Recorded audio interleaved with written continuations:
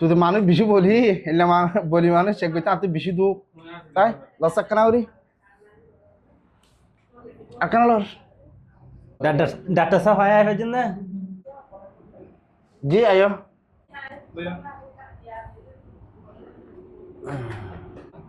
কি ওষুধ কই দে